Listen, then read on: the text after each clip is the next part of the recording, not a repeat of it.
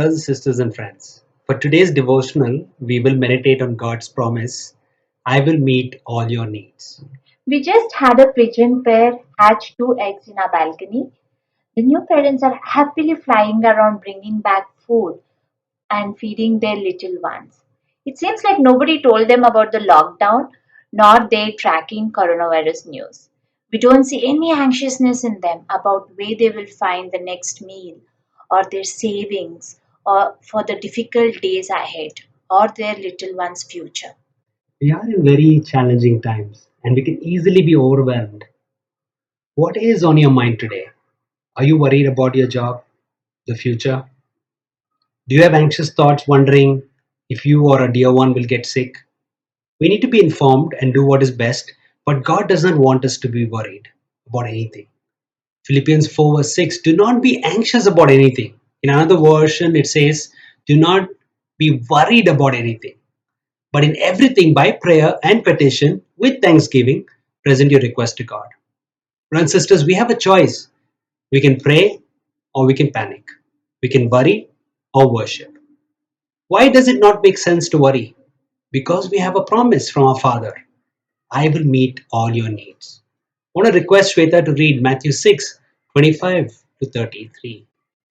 Therefore, I tell you, do not worry about your life, what you will eat or drink, or about your body, what you will wear.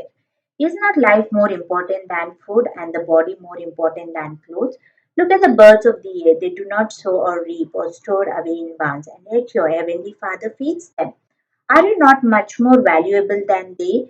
Who of you by worrying can add a single hour to his life? And why do you worry about clothes? See how the lilies of the field grow. They do not labor or spin. Yet I tell you that not even Solomon in his splendor was dressed like one of these. If that is how God clothes the grass of the field, which is here today and tomorrow is thrown into the fire, will he not much more clothe you? O you of little faith. So do not worry, saying, what shall we eat, or what shall we drink, or what shall we wear? For the pagans run after all these things, and your heavenly Father knows that you need them. But seek first his kingdom and his righteousness, and all these things will be given to you as well. The birds never think, do I have enough to live on? God says, look, the birds are not worried. Aren't you more valuable than the birds? I take care of them, I'll take care of you. Look at the flowers. God takes care of the flowers which are so temporary. Will He not take care of us who are so much more valuable than flowers? How valuable are we really? Well, look at the cross. We are not junk. We are not worthless. We are valuable to God because He wants us to be His children. We often misunderstand the goodness of God. Psalms 145 verse 9, the Lord is good to all. He has compassion on all He has made. Worry is a warning sign that says, I'm forgetting how good God is. I'm forgetting that God promises to take care of me. Sisters, worry is unhelpful. It is useless, worthless. Nothing changes when we worry. Matthew 6:27. Who of you by worrying can add a single hour to his life? Worry cannot make us taller, shorter, bigger, smaller, thinner, fatter. Worry cannot add anything to our lives. The only thing that worry can do is make us miserable, and this will shorten our lives. We often worry about things beyond our control because we think that worry is actually a form of control. We think by worrying about something, we are actually controlling the situation. Worry cannot change anything in our past. Worry cannot control our future.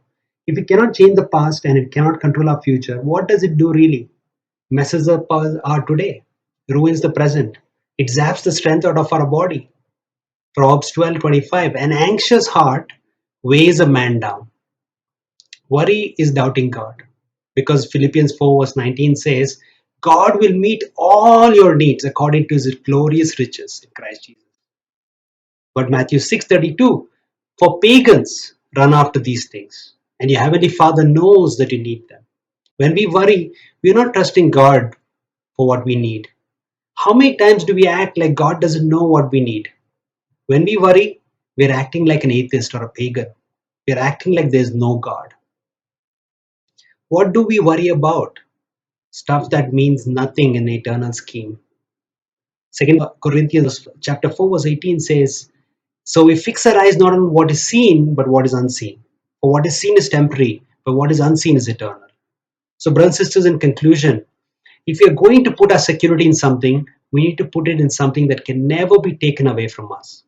Let's hang on to this promise of God. There's nothing you need that God cannot supply. I want to encourage you to memorize the scripture, Matthew 6:31 to 33. God bless. Amen.